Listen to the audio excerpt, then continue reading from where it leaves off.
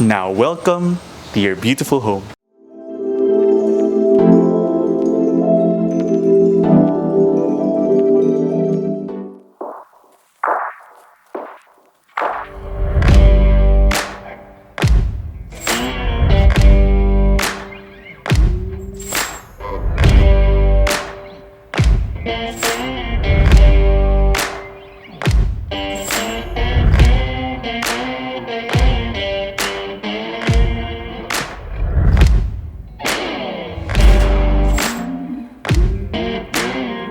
Hi, this is Bautista from metroguide.realty, and before we begin, for quality home tours, don't forget to follow us on Instagram, Facebook, and subscribe to us here on YouTube. Now, welcome to our latest open house tour for a brand new 7-bedroom house and lot for sale located in an accessible community near Commonwealth Avenue, Quezon City. So before we begin, let's talk about the property size. It has a floor area of 335 square meters across 3 levels and a lot area of approximately 166 square meters. Now we'll begin by taking a look at the ground level. Upon entering the home, on your left side, you have a spacious carport area which can accommodate up to 3 vehicles.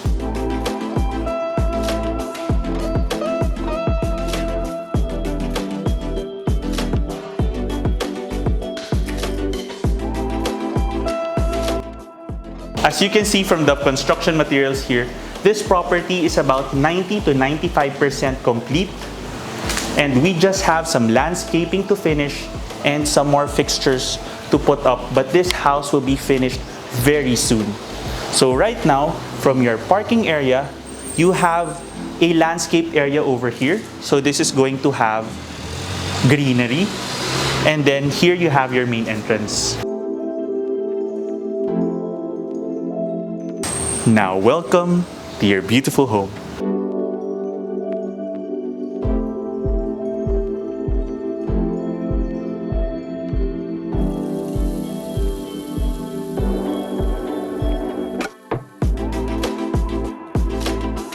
This house has so many living areas, and this is just the first one.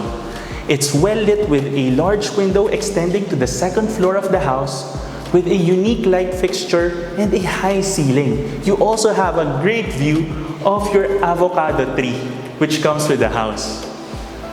From here, you have the staircase leading to the second level, and you have these really nice, elegant looking wood panels as accents. From your living area, you now have your open dining and kitchen space.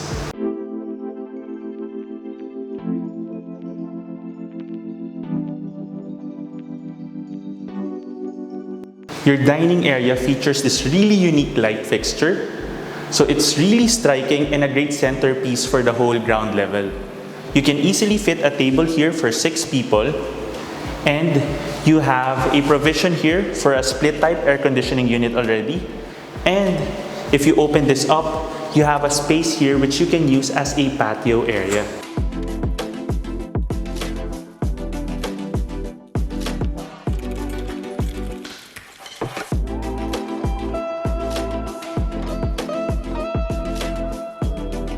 This area can serve as a parking space for a 3rd car. However, if you just want to maximize your 2 parking areas, you can use this as an al fresco dining space.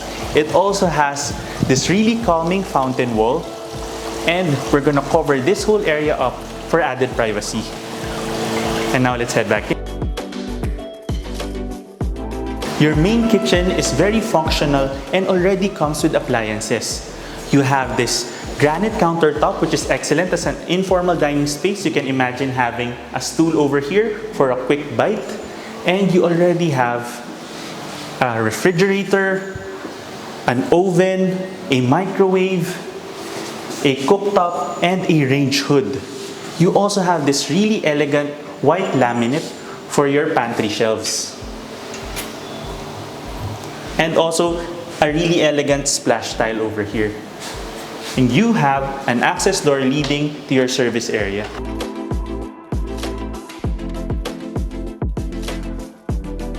So you have a dirty kitchen space, a wet kitchen area over here, and you have access here towards an additional laundry and service space.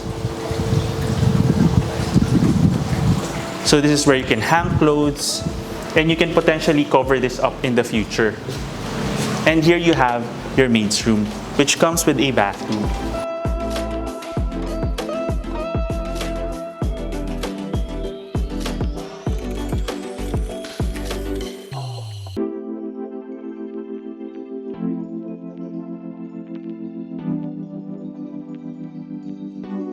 Okay, and now let's head back in.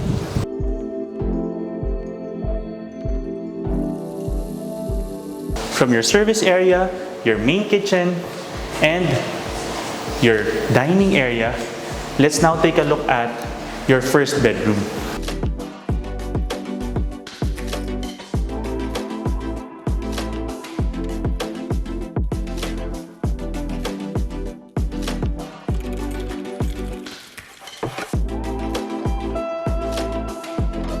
Your first bedroom already comes with built-in cabinetry and already has an inverter window type air conditioning unit. So all of these materials are going to get cleared out in the next few weeks. And now let's head on here where you have a solo bathroom. On an added note, since the house is just about to be completed, the fixtures are also being installed.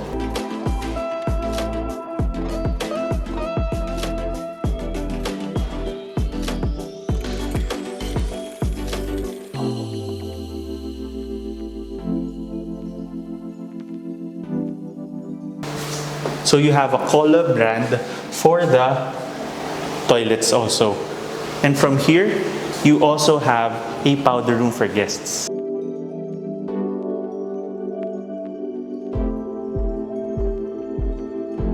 On an added note, the door for the powder room is just about to be installed as well. So it's not an open powder room, just to be clear.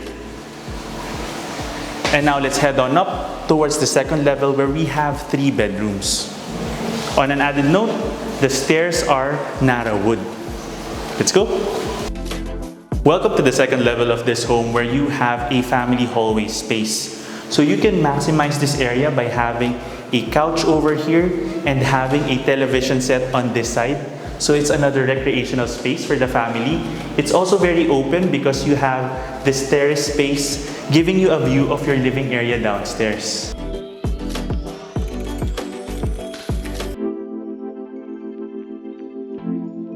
And from here, let's now take a look at your master bedroom.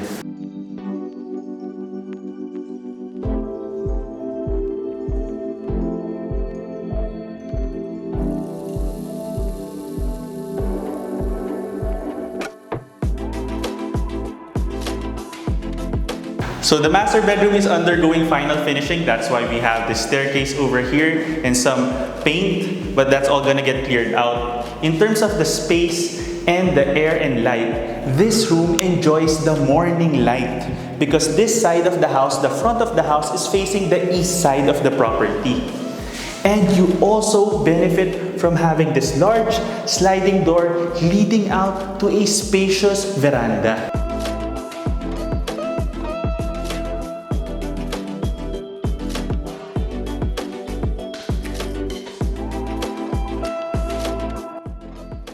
You can really appreciate this textured wall, giving the whole facade of the house more character.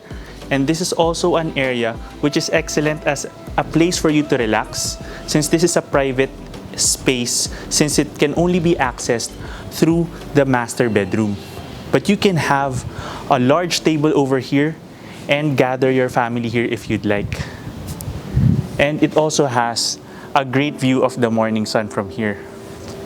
And now let's head back in. From here, you also have a walk-in closet and your master bathroom. You have cabinetry all around this space, and you even have a large mirror here, and over here you have your master bath.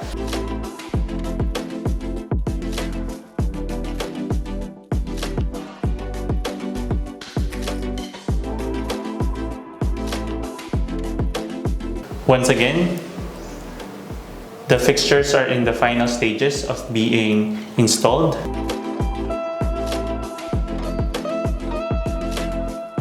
And now let's head on out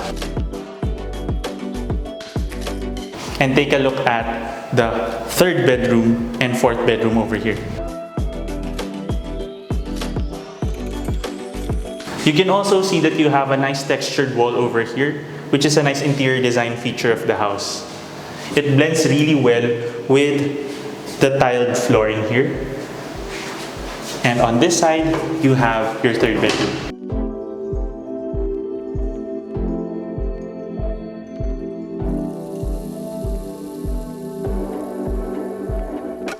Your third bedroom is a corner room, so it's very well lit. You see that we have a high ceiling as well, and you have built-in cabinetry and a window-type air conditioning unit. From here, you also have a solo bathroom. So for here, we're just about to install the sink, but the light color of the tiles and the patterned design has a very elegant mix. And now we have your fourth bedroom.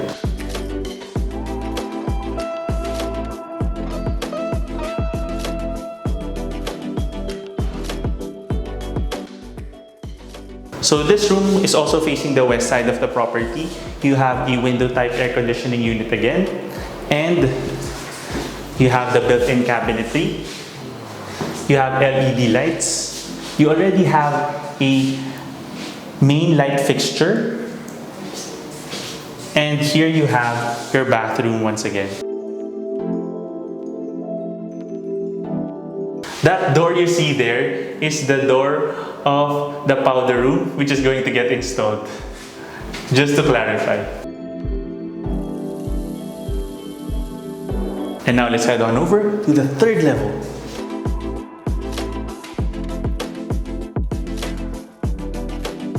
So you have the nice wooden accents again, leading to the third level.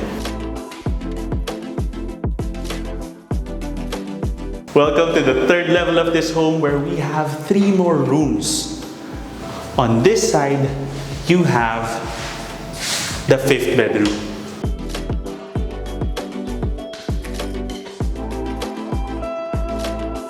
Just like the second level, your third level has the similar wood design tiles, which are wide and also very easy to clean and very easy to maintain. The 5th bedroom is a corner room again. It has a great vantage point of the village from here, and you also have built-in cabinetry, a high ceiling with LED lights, and you already have a window type air conditioning unit included. From here, you have a shared bathroom.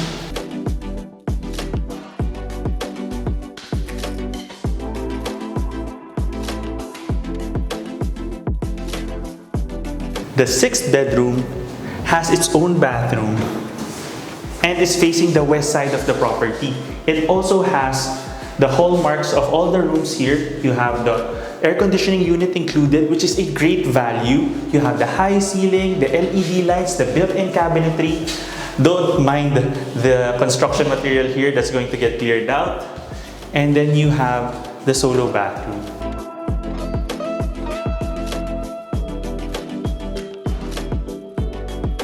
So the bath fixtures are just about to be installed here. And now from here, let's take a look at your 7th bedroom.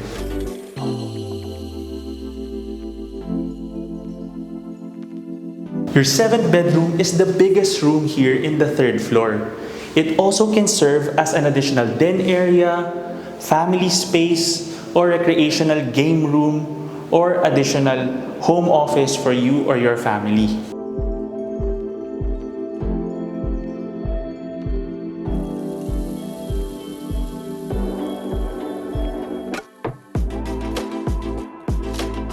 There are so many possibilities with this 7th room. You can just imagine having a large living area set over here and even multiple couches, and then having a home theater set up on this side with a large widescreen TV.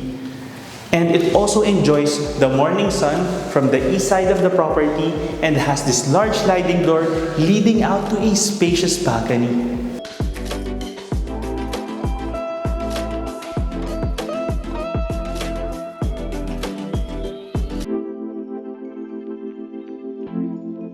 Your viewing deck is so refreshing, breezy, and spacious. You can access it from both the 7th bedroom and the hallway of the 3rd level. And you already have a kitchenette space over here with a sink and a splash tile. And you can even maximize this and make this a laundry area because you can easily hang clothes here without it being seen from the street level. On this side, you see that you have space here for a couple of tables, making this a fantastic space to relax with your family. For the property features, it has 7 bedrooms, 5 bathrooms, a 3-vehicle carport, a living and dining area, a furnished kitchen, a 2nd floor terrace, a 3rd floor roof deck, high ceilings, a wall fountain, air conditioning for all the rooms, a solar water heater, a powder room, a maid's room, and Kohler brand bath fixtures, and all of this in a centrally located and secure community near major commercial establishments. If you want to know more about this property or visit it in person, just click the description below where you can get in touch with us through our email and number shown there. You can also message us on Instagram and Facebook, and you can also click that like button and that subscribe button so that you can get notified of our future videos. Once again, my name is Jake Bautista from Metroguide Realty. Thank you for watching, and we look forward to bringing you clarity, quality, and convenience in finding a great Metro Manila home for you and your family. Here's one more look at this brand new and well-maximized 7-bedroom house and lot for sale near Commonwealth Avenue, Quezon City. Contact us today in the email and number shown here to schedule a property viewing. You can also click the description below for the property details. Don't forget to click that subscribe button so that you can get notified of our future videos. Thanks for watching, and we look forward to bringing you and your family a great Metro Manila home.